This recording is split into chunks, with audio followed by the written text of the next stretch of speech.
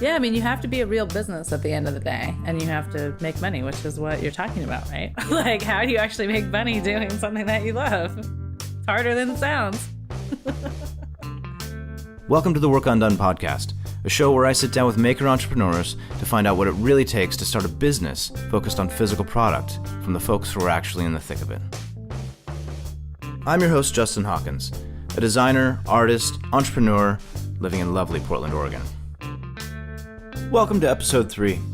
Before we get started here, I just want to let everybody know there's going to be a bit of background noise. I'm recording in my work studio space, and there's a train that goes by, likes to make itself known, and I've got some neighbors who are makers, and they'll be banging around a little bit. This episode I sit down with Kelley Roy, the founder of ADX, a membership-based business that provides workspace and tools for people who like to make things. Think of it like a gym membership for makers. She's also written a book called Portland Made, featuring some of the top makers in Portland. And in general, she has a really great overview of how this maker movement is moving, changing, and growing. So welcome, and thank you so much for sitting down and having a conversation with me. I've been really looking forward to this. You have a really unique perspective on this whole thing. I think from bird's eye view more than most. So I really look forward to hearing about that. But to start out, I always start with the question of more of the history of your kind of maker journey, or was there in your childhood examples of creativity, artisanship, or entrepreneurship that kind of inspired you to get to where you're at? Yeah, sure. Well, I did grow up with an entrepreneurial father. He was a builder developer in Northern Virginia. And so I saw him working all the time. So that reality was very much part of our family where, where's dad? He's always at work. I also had pretty crafty grandparents. My mom's side, my grandfather was an engineer and had a workshop in his basement. And my grandmother was an amazing cook. So between those two things, I saw a lot of creation going on, and a lot of entrepreneurial activities happening in my immediate family. So yeah, and I just I never really considered myself a creative person, but I did have a dream of studying fine art photography. That's what I really wanted to go to college for. I got into photography in high school. And then my parents told me it wasn't a realistic thing to study. Right. Art's not going to pay the bills, which kind of the thing that's fueling my passion with what I'm doing with ADX is proving that you can actually make a living doing something that you love, that's creative. So I want to help buck that trend that artists, designers, makers can actually, be successful and support themselves by doing this thing that they care so much about. Amen. Yeah, let's make it happen. So explain a little bit more about your history, maybe quickly. Where'd you grow up? And then past jobs or businesses you tried to start or did successfully start or whatever? Okay, yeah. I grew up in Clifton, Virginia, which is a small rural town near the Manassas battlefields. And I grew up riding horses. I grew up as a competitive equestrian. I started competing when I was 5 years old. And that pretty much consumed my life up until... Do you still ride at all? I don't. No. I haven't. Well, I've been on a horse and I thought I was going to keep going with it. But I'm one of those people that it's kind of like I've been there. I've done that. That was a part of my life. Going back to it, it's like trying to learn piano again. Like I played piano for 12 years when I was little, but I quit, and now it just feels too hard to go back to it. So I kind of want to, leave it where it is. But I love animals. I love horses. I love all things. Nature. Creatures. Nature girl. But yeah, I grew up on a farm. I grew up shoveling shit in stalls. I had chores. I got my first job at a video store back when there was video, VHS and beta. Ooh, beta too. Yeah. I worked at a video store too. Yeah, that was my first job Yeah. at Errol's Video in Centerville, Virginia. Nice. So that exposed me to a lot of pretty good movies. Culture. Right. In a small town. And then I was a shampoo girl at a hair salon. Whoa, really? Because I was this total punk rock girl, so I wanted to like dye my hair. So I was probably like 16 or 17. All my friends were like dyeing their hair, shaving their heads. So we all worked at the hair salon so that we could color our hair for free. I actually made really good money. Yeah. I made like $9 an hour plus tips. So, nice. That was in, I don't know, 80 something. So what about your businesses? Where is ADX your first business, or have you done other things? Yeah, I went to grad school and at the University of Oregon, and then ended up working at Metro, our regional government. I was working with developers and local government to try to create public-private partnerships to create developments around transit stations. So good urban planning and development patterns. So the development world kind of piqued my interest, and I had been studying green infrastructure in my master's program. I kind of defected to the architecture and landscape architecture program. So I was pushing all these developers to implement green building practices and try to reduce the impact of development patterns on mostly like stormwater infrastructure was kind of my thing. I've always been kind of intrigued with water policies, water management, that kind of stuff.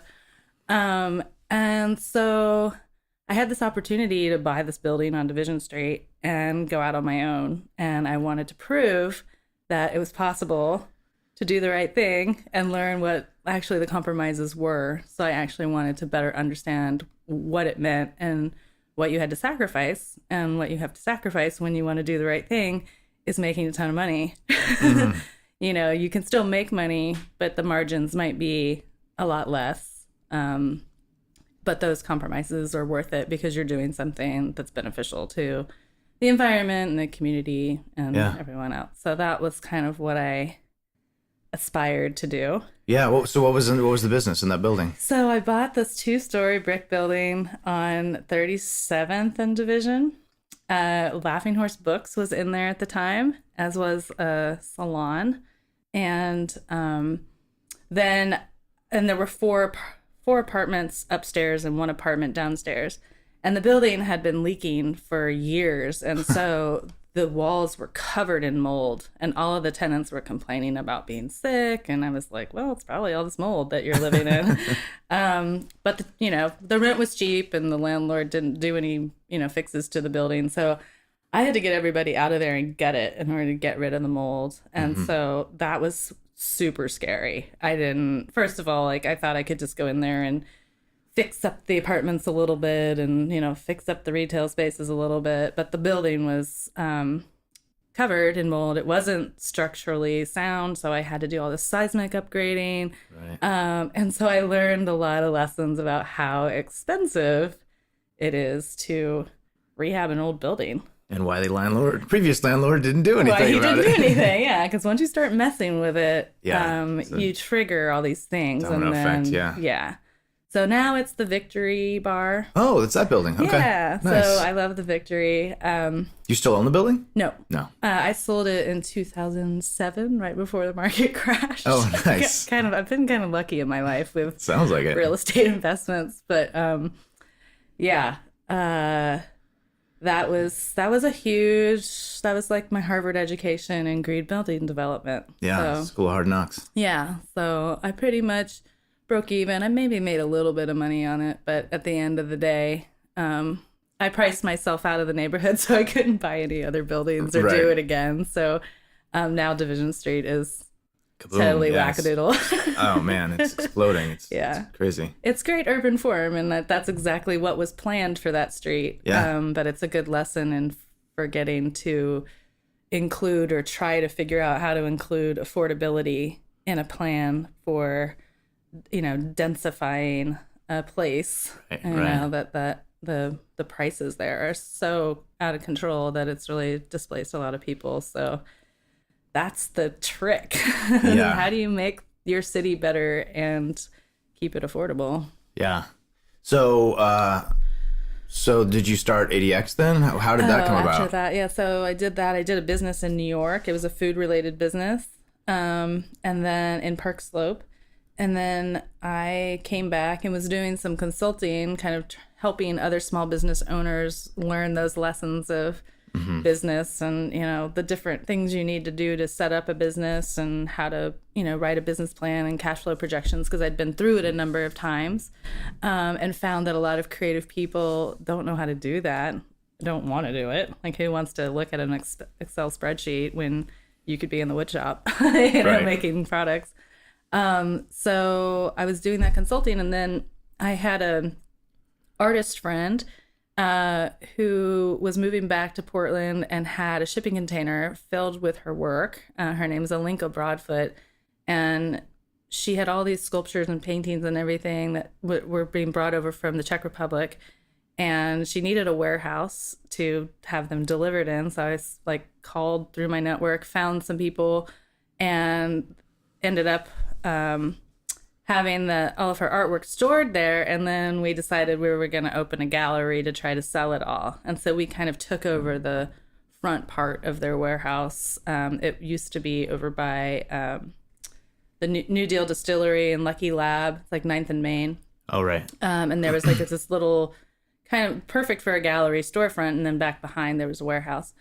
So I did that for a few months and realized that I was not a gallery owner type. It's too passive for me. And I don't know like any like rich people, art collectors in the art world. Yeah, it's a hard one. A lot of her work was way out of range for most people.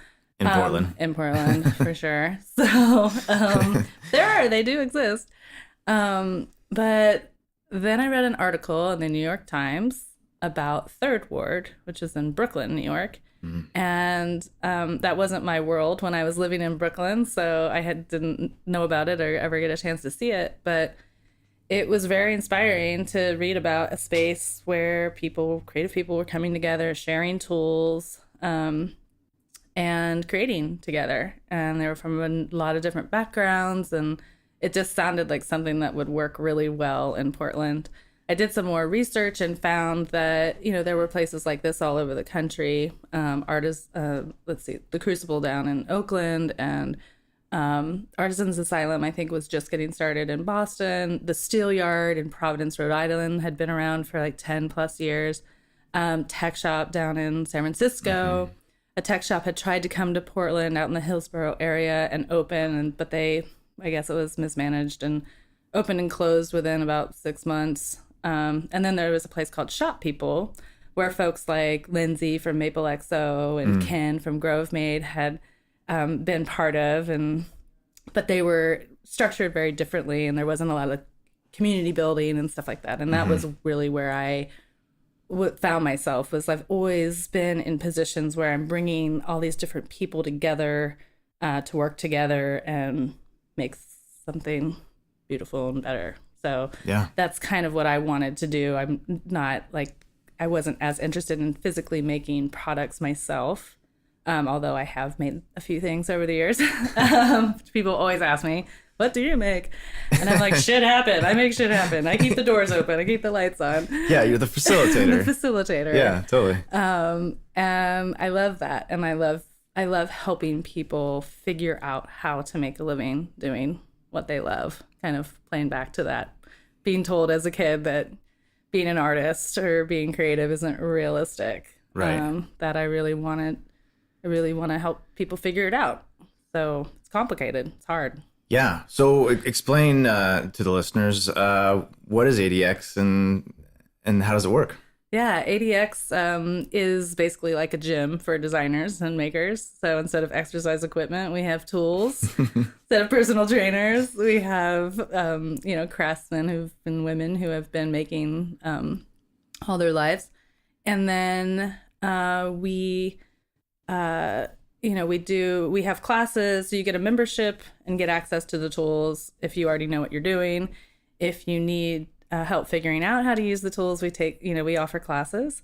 And then we have an in-house design and fabrication department, which is the unique part of the business model and what we think makes it pretty exciting compared to other makerspaces across the country, that we actually do client work.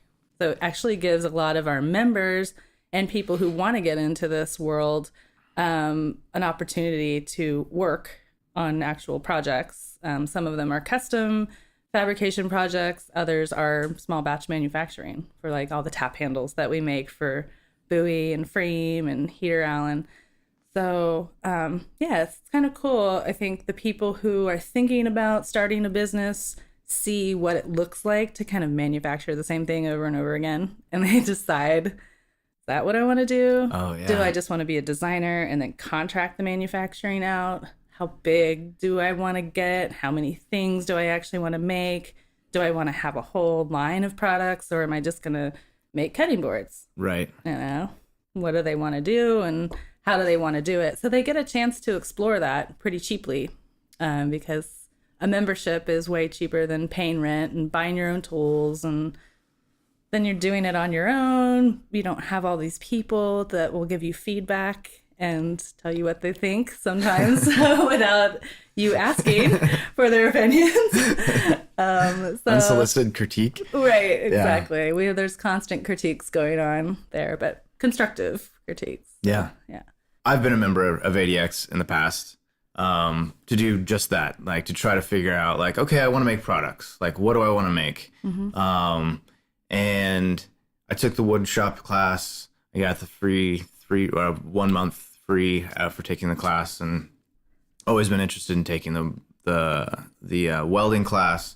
So just to explain to people listening, so they have this whole welding section. They've got a whole wood shop. You've got maybe 5 or 6 like stalls, let's call them, that actual maker entrepreneurs have their business in, that are making. They use the shops, right? They use the equipment in the shop to make the goods that they sell, correct? Yeah, exactly. And some of them have their own tools, though. We try to limit that. But yeah, some of them have their own tools that they bring in, but most of them are accessing both the wood and the metal shop in order to produce the work that they're making out of the space. Right. And you have a CNC, and you have 3D printer and a laser as well, right? Yep. And you've got, what's his old guy, the old upholsterer guy? Oh, yeah, Charlie. Oh, no, sorry, Jonathan. Jonathan's the upholstery guy.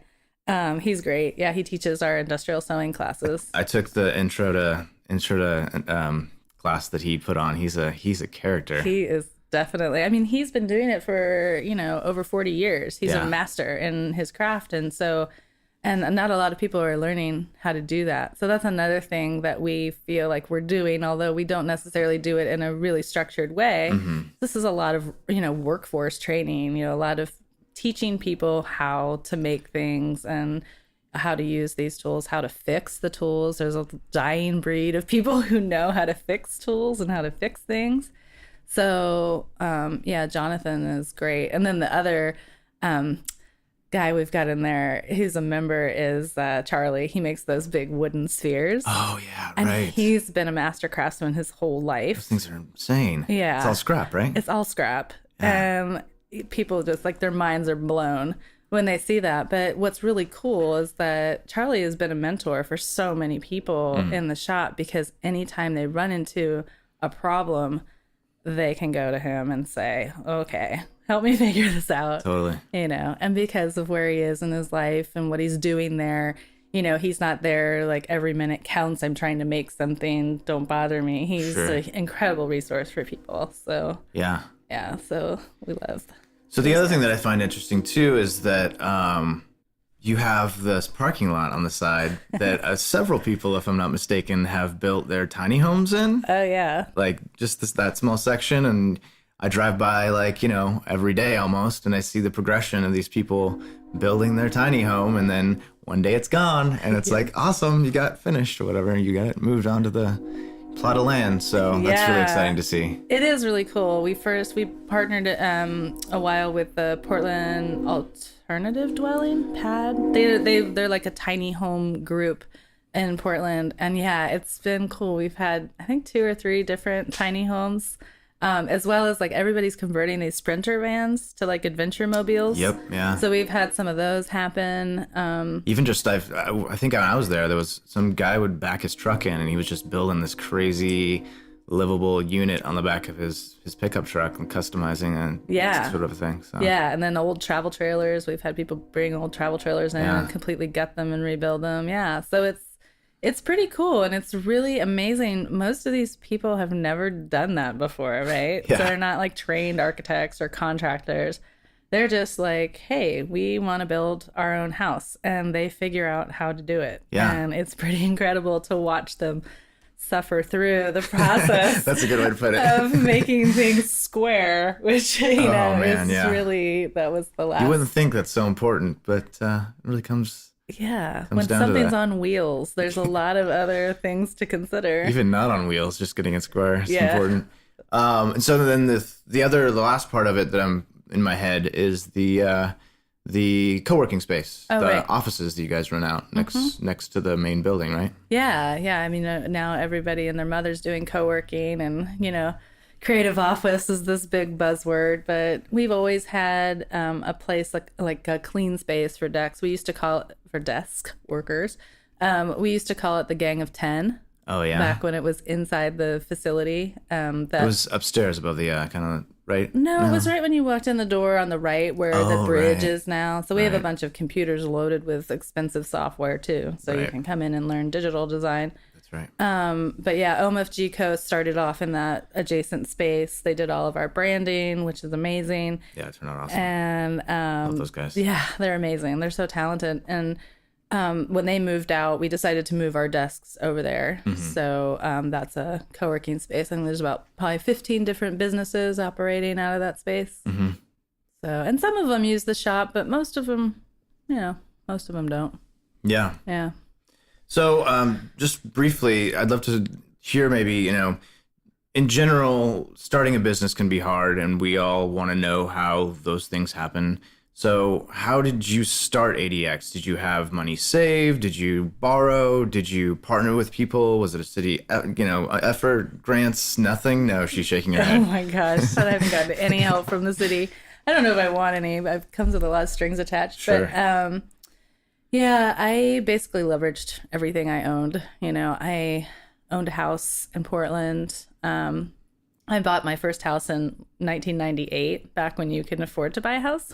Right. And I sold that, made some money, bought another one. And so I was able to get a loan by putting my house up as collateral.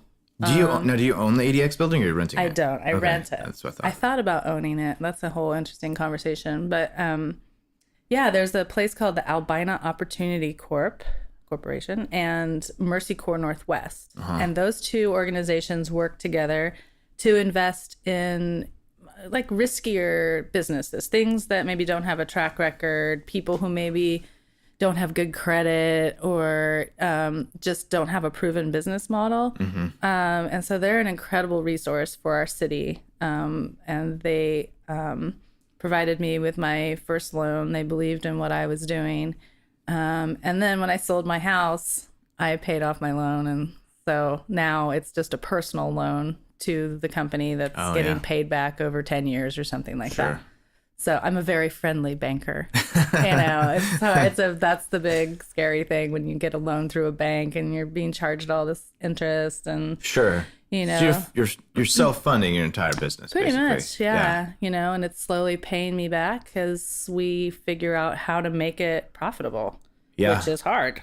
Yeah, you've been struggling at that for a while. Well, it's a challenging business model to make profitable. All the things we just mentioned, like you're diversifying. I was so excited when you guys started fabricating because I was like, diversification, duh. Like that seems so obvious. Like why wouldn't you be doing that? Yeah. So I was so excited to see you guys do that. And then, the co-working space, so there's just a lot of avenues for revenue for you guys. Yeah, I think that's really critical, is having that diversification of revenue streams. I mean, a lot of these makerspaces around the country are nonprofits.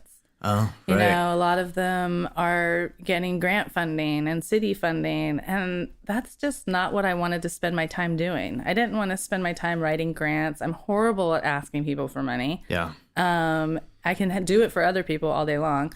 but for some reason I can't do it myself. But and I want creative control. That's also why I've self-published both of my books. Right. Because I want that creative control over what it happens and how it happens. I don't want a board of directors, telling me what to do or how to do things, because I think I'm pretty smart and pretty, collaborative. I definitely count on a lot of people's ideas and thoughts on how to make things work. I have an incredible staff. These young whippersnappers are just super smart, and they really believe in it, and they really want to figure out how to make it work, and they all want to make a living and get raises and be able to provide healthcare and all of these big dreams that we have for our company to be a real business and to treat people well and give them time off and all of that. Yeah. So it's hard to make a good business, like a responsible business. Yeah. I mean, it's hard enough to make a business work, but then if you have to be a responsible citizen of the world and like really take care of people and do the right thing, it's even harder. Yeah. So have you guys, with that, with creating, with making, being able to pay your employees, and have you guys thought about doing, I imagine at some point you've thought about doing your own line of, products or something? Yeah, it's interesting. That's come up a lot over the years. Launch a line of ADX products. And it's certainly, I think, something that we all feel like we'd like to do, but for some reason it's never happened. So I'm also this firm believer in like, put it out there, and if there's energy behind it and momentum behind it, then it will happen, and that's the way things are meant to go. Right. Pushing things or trying to force something, generally, in my experience, has put me in a bad place. So I try to just go with the flow and just do what feels like it comes a little bit more naturally. And so the diversification that we're doing right now is consulting. There are people all over the world who are interested in doing what we've done with ADX, and it's really hard to figure out. Right. So I've been consulting with folks all over the country, all over the world, helping them figure out how to do this in their community. And are you working, I think we've chatted about this before, I don't know where you ended up with it. I think you were still working on it last time I asked, but it sounds like you're trying to maybe package it up so it can be a licensing thing, where it's like, okay, here's all the information you need, Yeah. Air quotes, plug and play, like sort of thing. It's a challenging thing to plug and play. It's not like Salt and Straw or Blue Star Donuts. It's not easy to replicate in multiple locations. Or at least I'm not smart enough to figure that out. So if there's somebody out there that's smart enough to figure that out, I've been working with the Merriweather Group, and they're not even sure how to do it, but and they're pretty smart. But sure are. Yeah, I've created a licensing agreement. So if somebody wants to license the concept, and if they want to license the brand, we're pulling together all of our operating agreements and liability waivers and membership stuff. And so I could package it together for somebody and give them the bits and pieces that they feel like they need. Even the brand. I mean, we have a pretty great brand. It's ADX, which doesn't say anything about Portland in it. So ADX Portland is what most people refer to us as. What does ADX stand for? I don't even know if I know. So art design, and then the X is like a play on PDX. Okay, yeah. So it's kind of playing off the airport handle. But X in the airport handle is international. And so the goal from the very beginning was to try to put Portland on the map of the international design community.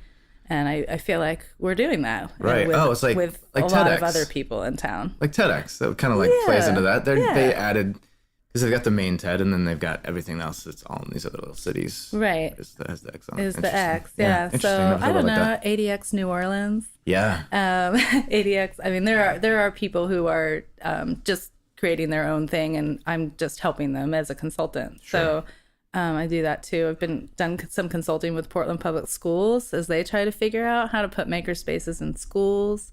You mean woodshop? Yeah, I know. Bring that basic thing back in full circle. Although everyone, when they say makerspace, everyone says, "Oh, well, we have a couple 3D printers, so we're a makerspace. Right. And to me, like the makerspace, it is a full suite of tools, 3D printers being one of many. Right. But to me, even the makerspaces are more about that community building aspect, finding your comrades, being able to, launch a business affordably.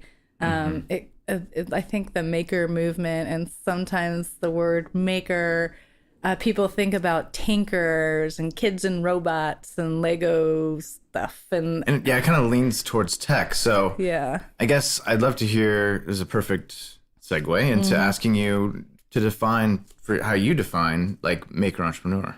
Yeah, I feel like the definition that I've come up with is pretty good. So a real person making a human Okay. making a physical product using a variety of tools. So that could be a 3D printer, that could be a bandsaw, or a MIG welder, but it's that physical stuff. I think there's some thoughts out there that we're heading towards a world where there's no physical things anymore, but I just we're so far away from that. Yeah. So we all still consume things. Even our technology is in physical objects. So we have to think about those products. Where are they made? How are they made? Who's making them? Try to support people and companies that are doing things responsibly. Yeah. So it's all about the physicality of it. And the other amazing thing that I love about ADX is just it's a place for humans to come together face to face, talk to each other face to face, look each other in the eye. And I think a lot of people being on their technology and texting and Facebook and all that stuff, it's kind of a nice place to remember the awesomeness of humanity, and a place where you get to be a good person and share things and clean up after yourself and clean up after others. And it's this kind of thing that I don't think a lot of some people don't do very well at ADX. If they're really arrogant, they have a huge ego, or they don't think our tools are advanced enough, or whatever it is, So it takes a really special person to be able to work alongside other people. Yeah, it's a learned skill too on some levels. Yeah, and I think that's where we're heading as a society. We're heading into a world where we're going to have to depend on each other to survive. And going at it alone is pretty daunting and scary. So sure. Yeah. So speaking of working together, I guess, and the whole definition of maker entrepreneurs, since you've been doing this, and you wrote your book about this maker entrepreneur movement that's happening in Portland, and kind of you've been touring that. So I'd love to get your bird's eye view of what's happening in the maker entrepreneur world. Yeah. What do you see happening? And yeah, I mean, there's a resurgence. And one of the things that I remind people is this isn't a new thing. America's been making things since the beginning. People have been making things from the beginning. So, and specifically in Portland, we have a long history of making and manufacturing. And we've been fortunate enough to have our Saturday market where a lot of makers get their start, or the farmers market where a lot of food makers get their start. Sure. So there are these good entry points that we have. And that's certainly growing all over the country. And, so this kind of new American maker, the renaissance that's happening, I really feel like it's kind of started in the food movement. When people started questioning, where's my food coming from? Oh, it's coming from this huge factory farm where animals are not treated very well. And, maybe there's even contamination and disease and things going on. Well, even just from the restaurant itself, this environment's not great, or the food could be better, or who's making it, or what's this company about, that sort of thing too. Yeah. How local is it really? Is it really local? And what does it mean to be local? This is a good one. We should get into that when it comes to actual physical products. But with food, it's know your farmer, and farmers markets have exploded, and that connection between consumers and producers has really been modeled for us through the food movement. And of course, you really care about what you put in your body. You may not care as much about the coffee table or the lamp in your house.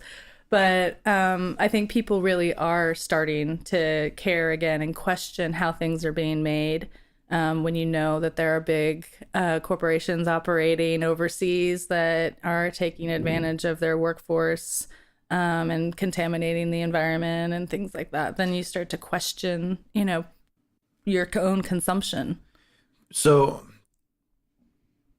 I guess, why do you think the individual feels so much more, I don't know, is the word empowered to start something like this or to give it a shot? Like, is it something that's happening culturally? Is it something that there's just more examples of people doing it? So they're like, well, shit, that person did it.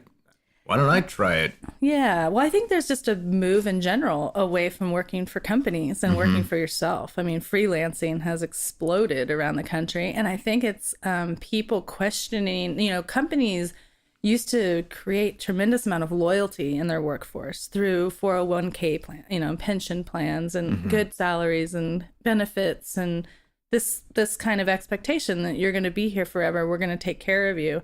And that's just gone out the window. So I think people are saying, well, why would I work so hard for this guy if I could do the same thing and have my own business and do it for myself? Right. And so I think there's that kind of questioning going on in our culture.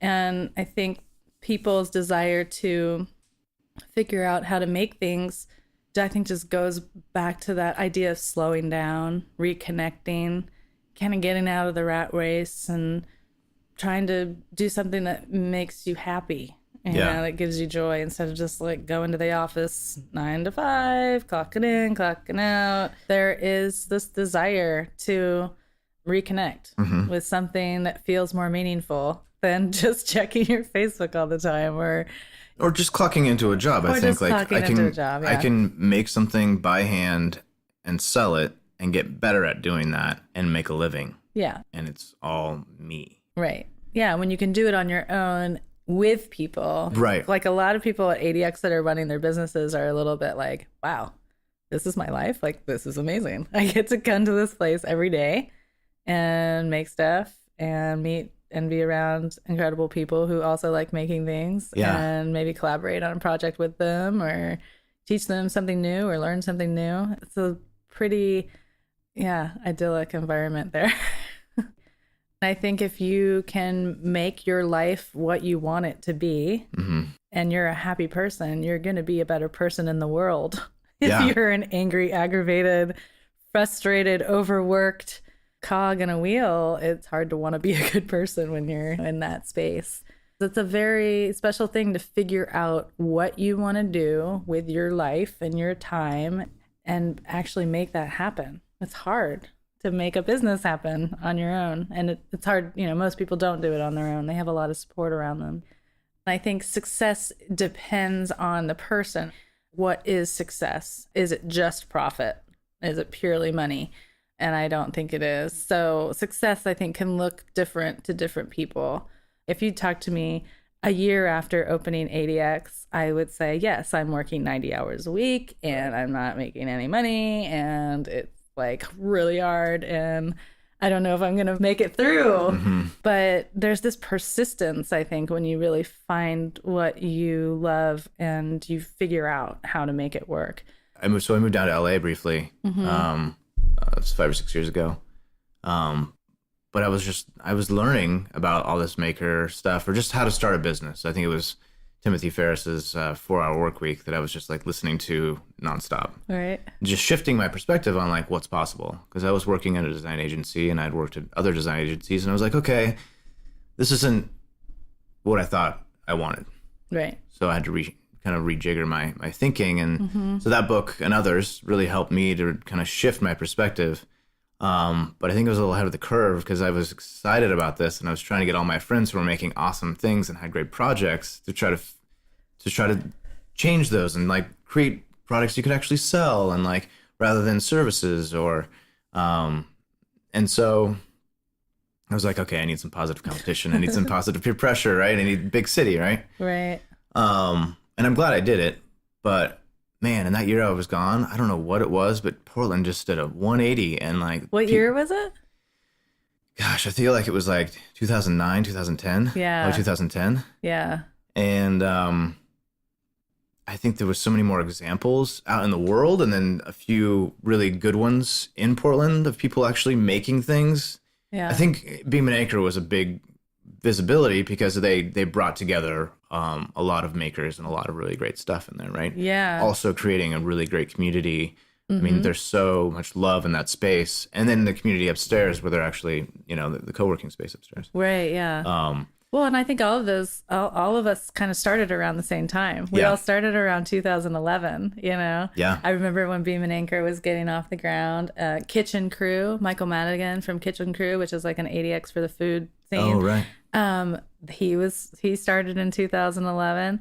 So it's interesting. And that was like kind of during the recession, right? And so people, I think the food carts were exploding. Right. I wrote the first book about the food carts because I left and came back and was like, what the hell is happening here? There's food carts everywhere. So yeah, I think that's kind of, maybe it's just what people do when the shit hits the fan. Right. Well, it's like food carts is a great example. And I think the maker thing is it kind of correlates in a different way than we were talking about food earlier, but like, it's a low barrier to entry. Yeah. A food cart is a low barrier to entry. You can move it, right, obviously, but everything's contained and you don't have to have a big restaurant or whatever. And you can try things. You can test things out. Yeah. Hey, let's try this recipe. Let's try that. We have 5 recipes of things that are under this umbrella. We're going to try to make this work. It's the same thing with the maker thing. You're like, oh, like I like this thing. I'm going to make 5 of them. Right. See if I can sell them. Okay, I sold those 5. Now I'm going to make 10. See if I can sell those. Yeah. And then you just kind of slowly move forward. And that Etsy is a great, like starting point for that. You put it on Etsy, see how it sells. Right. Ask your friends, put it on Instagram, whatever it is now. Yeah. Like, and so like there's this low barrier to entry where you can kind of just like see if it will sell. Yeah, especially if you have this community of people behind you, right? So Beam and Anchor is a community of people. They all get to support each other. If one person does a Kickstarter or a crowd supply or whatever platform they use, all of these people are behind you and sending it out to all their networks. And so that's really the power of working in community with people, is the ideas that have legs, get off the ground just purely through that community support and, bringing that awareness. The Makery is another place, and you can go there and into these communities and see, like, can you do it? If not, fine. You didn't waste a bunch of time and money trying to figure it out. But you also don't have like that what if in your life when you're on your deathbed. Right? Exactly. What if I had done this? Exactly. What if I had gone to photography school? Right. Would I have ever worked for National Geographic and scaling volcanoes? And thanks, Mom and Dad. Crushed my dreams. I think one of the things we've talked about before is this small scale, I guess the cutting board is the good thing. Like, I think there are people who, okay, I'm going to make cutting boards, and they sell, right? And then they find themselves, holy crap, all I'm doing is making cutting boards all the freaking time. Right. So what do you see happening in those positions? And not just cutting boards, but people who start selling something, they start making something, they start selling it, and then they get to a place where it's like, all I'm doing is making this one damn thing, right, and it's killing me. Yeah. So you can't scale from there. You hit a glass ceiling. You can only make so many cutting boards or so many whatever products, right? Yeah. You go to manufacturing. Do you scale down? Do you start a new product? What do you see people doing? How do you see people working around this? Do they just quit? Or I mean, all of those things. Yeah. It depends on the person completely. Some people are just like, oh, screw this. I'm going to move on and do something else. But a lot of people will, either just develop a new product line, and so they're done with cutting boards and maybe they'll move on to something else. Or they'll contract out, I mean, that's another great part of being at ADX. If you don't want to make the thing anymore, you can hire us to make it for you. And that's good for us. That's good for our business. That's good for all these people that we're training up. And so we've had a few members that are like, yeah, I don't want to produce. I want to design. Right. I want to prototype. I want to keep creating new things. So, letting go of that process of having to make everything yourself. and then scaling up and using, more advanced tooling.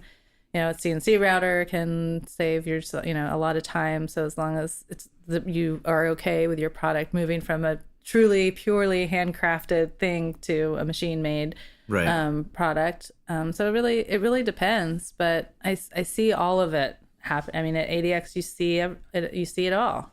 And it's okay. Like, if people are like, oh, I thought this was going to be different, I thought I was going to like this more than I actually do, then they at least know, Right. So I think that's better. I've been through so many experiments in my life of, what am I doing here? What is the point? What am I meant to do? And it took me 37 plus years to figure that out. Right. And I love what I do now. And I'm a restless entrepreneur as well. I'm always looking for new opportunities and new things to work on. So I don't know what that is, but I've got a lot of work to do still with ADX and Portland Made. So I'm hanging in and continuing to do it. But I think that question of, scale, right? Do I want to open multiple locations and have ADXs in different parts of the country? And I don't think that's what I want to do. I want to see that happen. I want to see ADXs happening in all these communities, but I don't want to necessarily do that. Do that how? You don't want to manage them.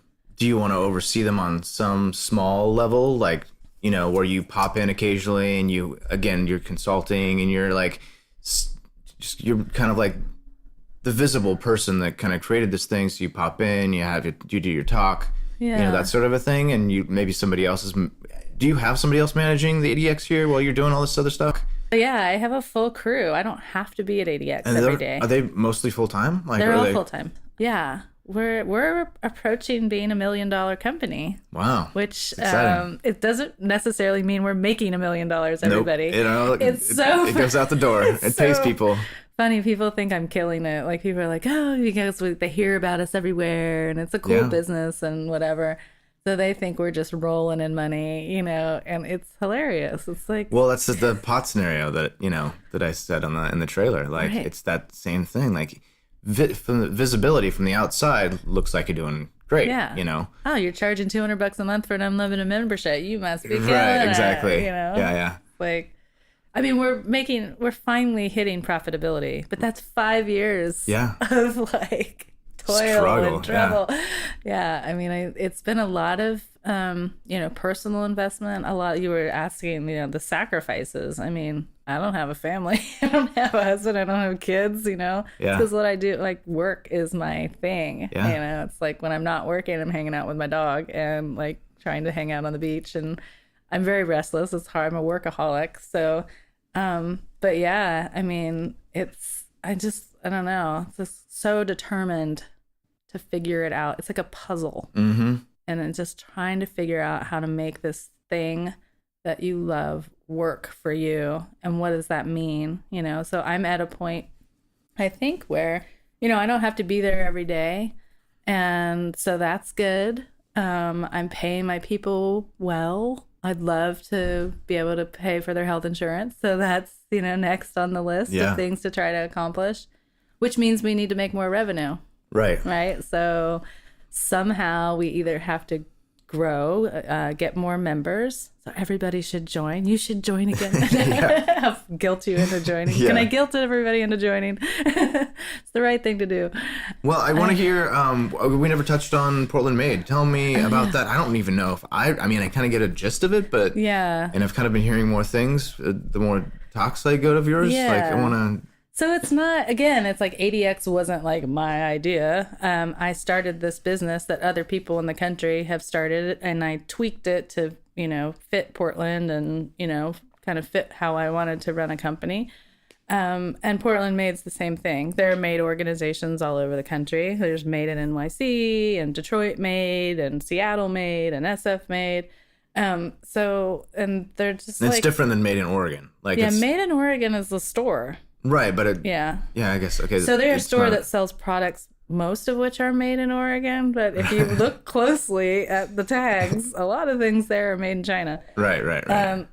So here's the shape. Here's the thing that's the shape of Oregon, but it's made in China. Exactly. Oh, I just bought you this nice ashtray that's right, at the shape of Oregon, right. Which is really cool. Do they make ashtrays anymore? Probably not. I don't well, maybe know. they should now that weed's legal. I know, right? It should be like a big thing. Oh, Ashtrays, this is reinsurgence of ashtrays. This is a whole nother topic. Like all of the weed product, like not weed itself, but like weed accessories. Business. Oh yeah, I got accessories. There's a new company here called Smuggle that's like going to be a store for all like weed, locally made weed products. It's like that niche. Portland Made is, it's like a trade organization. We're not a nonprofit. I do not start nonprofit organizations. Yeah. I've been involved with nonprofits and I can't handle how slowly things move. I like to get things done. So I formed it as an LLC, which is probably going to bite me in the butt because I can't, get access to any like city money or, foundation money. And that's how a lot of other made organizations are funded. So, for example, my phone call before I came here was with somebody at Made in NYC. They just got $750,000 from the city of New York to do a consumer awareness campaign about local makers and manufacturers. But you can always switch it to a nonprofit. Yeah, I could, but it's not going to be me running it. Right. So, which is fine. I don't need to do everything. You got a few things on your plate. Yeah, I've got a few other things I want to do.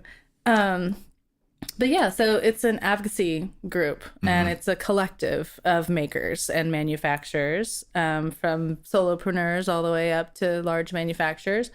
And it's really just, a way for companies who have these kind of common shared values to come together and say, hey, like we have these values, this is what we're making. And, and we do a study with Portland State University that tells us that, how many jobs we're creating and the amount of economic revenue so that we can show the powers that be, like this is an actual like critical part of our economy and you want to pay attention to this and grow this, playing to that economic gardening thing we were talking about before. So yeah, and it's also a really big marketing platform for people, so we bring more visibility to Portland as a city, and then the makers that are in Portland. And some people might say, well, Portland doesn't need any more attention, right? But I mean, 'cause like I said earlier, we're all consumers, and if we are thinking about what we're buying, and if we can as much as possible buy locally made products, it's just knowing that something is made locally. People may not know that there's artistic paint being made here in Portland, the Gamblin paint, or that there's like if they're going to buy a cutting board, that there's somebody here. There's probably like 10 people here making cutting boards. So you can probably find. Or a knife, like we met this really wonderful knife maker when we were in New York, and Chelsea Miller, and there are folks here making knives. So and shaving. What's the guy in ADX making they're not at ADX anymore. They're one of our success stories. They grew out of our space. So they're Portland Razor Co. Yeah, and they make these really beautiful straight razors. Amazing. And they've just been growing rapidly. Who knew? There's like this whole like niche. Yeah, there are shaving like hand straight razor fanatics around the world. I mean, they're selling their razors around the world in almost every country. Yeah, that's amazing. So, and they just started, maybe 2 years ago. Scott and Alex moved up from LA, and Alex actually works at ADX. So she operates our laser engraver and does a lot of design work there for our fabrication team. But she also helps Scott run the company and make the razors. So how much, speaking of Portland, and it's high visibility right now, how much success do you feel like these makers are having because of they come from Portland? Because I mean, they've got all these retail and trade shows that they go to, around the holiday season, all year round, really, right? Yeah, all year. And the visibility of having I live in Portland tagged onto something is really interesting right now. Yeah, it's interesting because there were some guys in the tech scene that decided to start something called Built Oregon. I don't know if you've heard of them. But they were like, oh, don't worry. We're going to be focused on everything outside of Portland. And we're going to feature makers outside of Portland. And there are a lot of people around the state making things. But, 75% of the market's in Portland. Yeah. So the reality is, and Portland has a brand. Mm-hmm. And that brand is really hot right now. Whether it's our food scene or, all the different types of making, right? Beer and food and physical products. So, so Portland right now has a lot of play in the larger market. I mean, people are flocking here from Japan.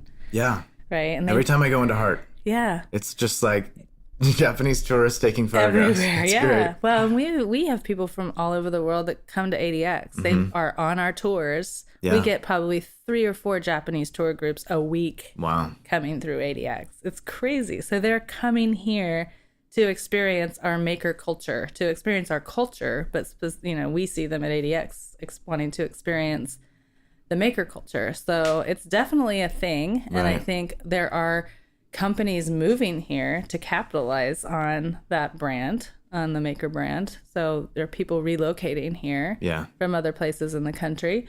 And so, it's a big deal. I think a lot of people sell more products because it's Portland made, for sure. Yeah, it's really interesting. Yeah. Well, I don't know. Did we hit did we hit everything? So. Yeah. Well, I appreciate all your support too. I'm really looking forward to working together with Portland Made and you, and trying to figure out how this can be a positive force for change or knowledge, or getting more people learning how to become better at being a maker entrepreneur, or figuring out how to start being one. Big thanks to Kelley for coming out today and sharing her story with us. She has generously provided a couple of coupon codes, so listen up. It gets a little complicated because there's 2 of them for 2 different things.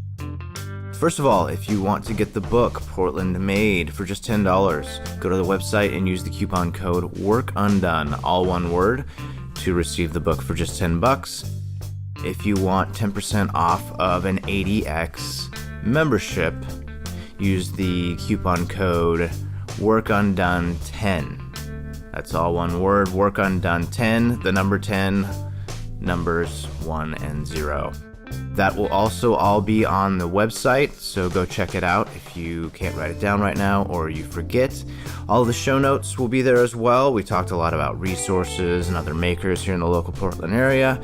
Worth checking out, clicking on those links. A few things I wanted to clarify from the podcast since we recorded it. There's a few things that have changed.